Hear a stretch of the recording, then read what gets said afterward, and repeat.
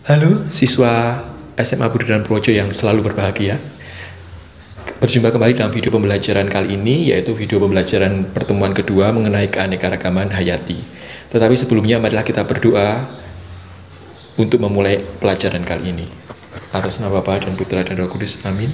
Tuhan yang Maha Kasih, kami mengucap syukur hingga pada hari ini kami masih diberi kesempatan untuk belajar walaupun hanya menggunakan media video dan daring. Kiranya pembelajaran kita pada pagi hari ini bisa bermanfaat dan dapat kami pahami semaksimal mungkin. Doa ini kami sampaikan ke dalam tangan-Mu, Tuhan Yesus, dan perantara kami. Amin. Atas nama Bapa dan Putra dan Roh Kudus. Amin. Para siswa, kemarin kita sudah mempelajari tentang keanekaragaman yang ada di Kabupaten Projo dan di Indonesia, ya kan, mulai dari pemanfaatan hewan dan tumbuhan untuk kegiatan upacara adat, kemudian ada juga potensi-potensi lokal yang digunakan seperti kambing etawa, manggis, dan durian. Nah, kali ini kita akan belajar mengenai kategori dari keanekaragaman hayati atau kehati. Ada 3 jenis, yaitu keanekaragaman hayati tingkat gen, tingkat spesies, dan tingkat ekosistem.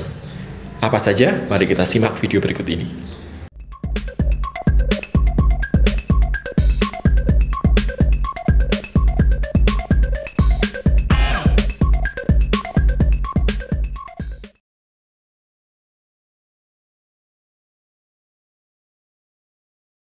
Oke, sekarang adik-adik, di kegiatan pembelajaran pertemuan kedua ini kita akan membahas tujuan pembelajaran, yaitu tentang mengetahui apa itu keanekaragaman gen, spesies, dan ekosistem adik-adik. Jadi keanekaragaman hayati itu dibagi menjadi 3 kategori, yaitu keanekaragaman gen, spesies, dan ekosistem.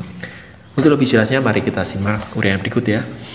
Keanekaragaman gen atau genetic diversity gen, merupakan faktor pembawa sifat yang dimiliki oleh setiap organisme ya, bukan hanya manusia, yang diwariskan dari induk ke generasi berikutnya. Nah, di mana letak gen?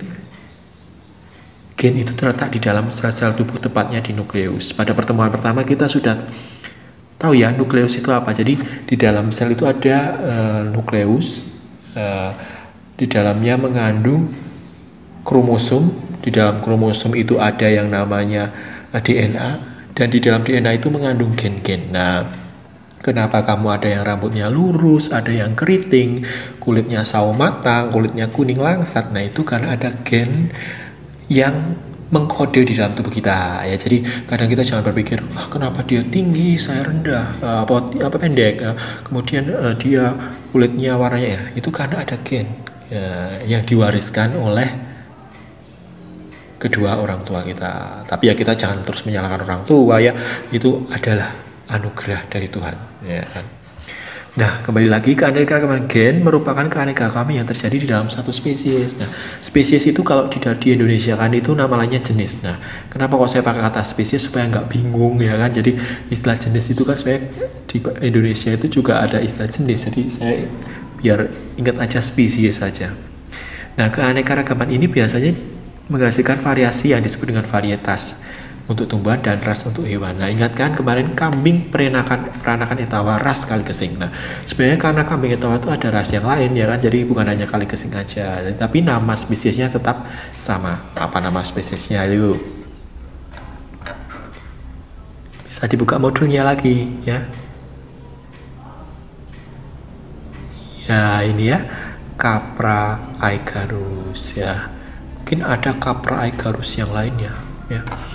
Nah, kemudian contoh yang lain misalnya pada padi ya, kemarin contoh juga Oryza sativa varietas Rojo Lili, ada yang Mentik Wangi, ada yang varietas Cianjur, atau misalnya ayam Gallus domesticus dengan ras misalnya ayam kating, ayam kampung, dan sebagainya. Jadi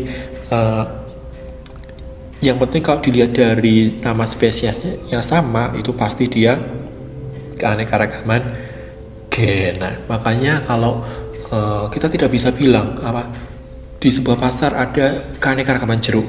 Nah, kira-kira itu keanekaragaman gen atau spesies ya? Nah, kita harus lihat dari nama spesiesnya. Nah, maka kita belajar keanekaragaman spesies ya, atau species diversity. Keanekaragaman spesies sering disebut keanekaragaman jenis tadi ya.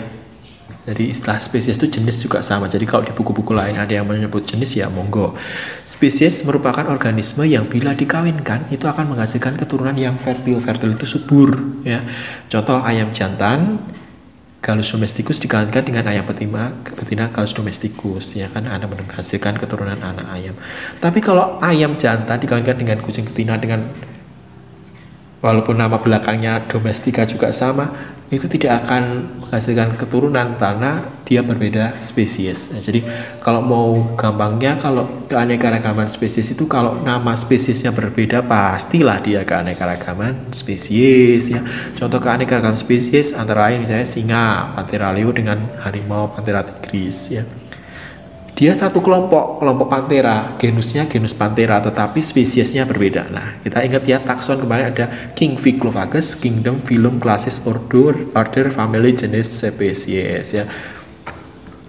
Nah, untuk lebih memudahkan supaya kalian bisa memahami apa itu keanekaragaman gen, keanekaragaman spesies, kita belajar melalui aktivitas 3, berpikir kritis inovatif, ya. Di sebuah kolam ikan terdapat ikan koi dengan berbagai macam warna nih, seperti ini. Menurut kalian ikan koi Cyprinus caprio ini termasuk dalam keanekaragaman spesies atau gen? Nah, mengapa? Nah, coba kamu pikirkan. Nah, setelah kamu mengerjakan nanti bisa dilihat di bagian akhir dari modul ini, yaitu pembahasannya, ya. Perhatikan gambar 5. Ini gambar 5, ya. Menurut kalian tanaman Amorphophallus titanium, gambar A, dan Rafflesia arnoldii, gambar B, termasuk keanekaragaman spesies atau gen? Nah, tuliskan apa alasanmu. Silahkan dikerjakan sekitar ya 5-10 menit. Kemudian bisa lihat di bagian pembahasan.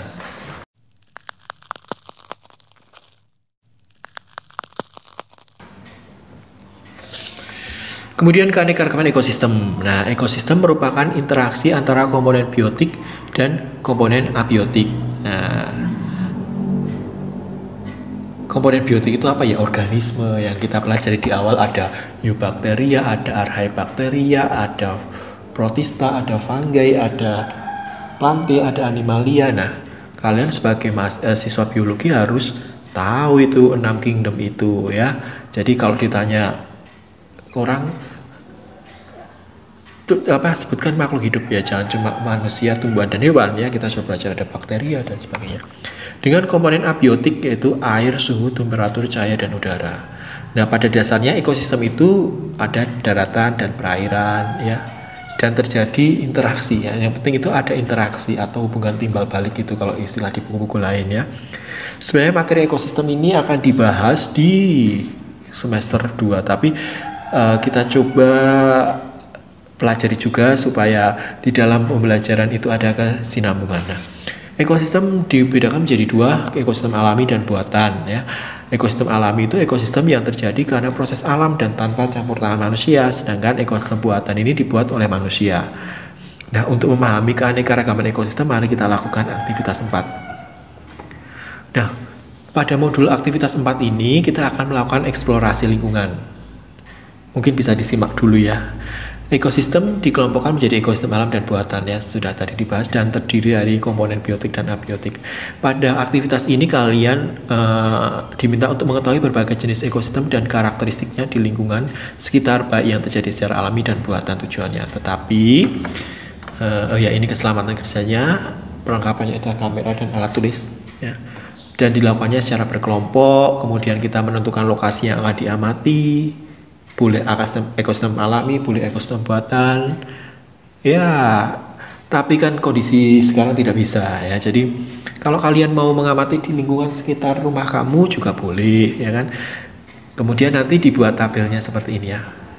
Alamat lokasinya di mana, jenis ekosistemnya apa, komponen biotiknya apa, abiotiknya apa, ya. Kalau tidak bisa memungkinkan, nah, santai aja, ya kan, namanya juga belajar di masa pandemi.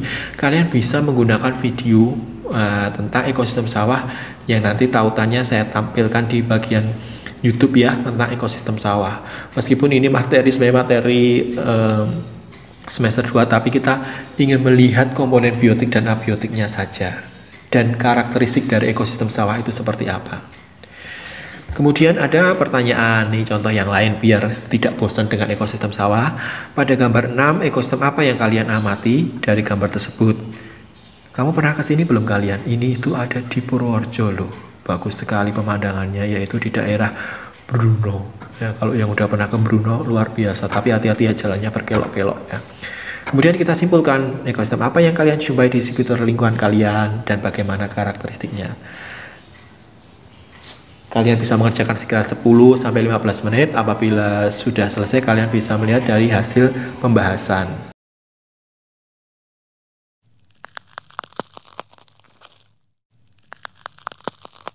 Nah, adik-adik, itu semua tadi pembelajaran kita pada pagi hari ini, yaitu keanekaragaman tingkat gen, spesies, dan ekosistem. Jadi kalian bisa tahu ya apa perbedaan keanekaragaman tingkat gen dan spesies dan juga ekosistem ya. Sampai berjumpa kembali di kegiatan pertemuan ketiga atau pertemuan terakhir. Terima kasih, selamat siang.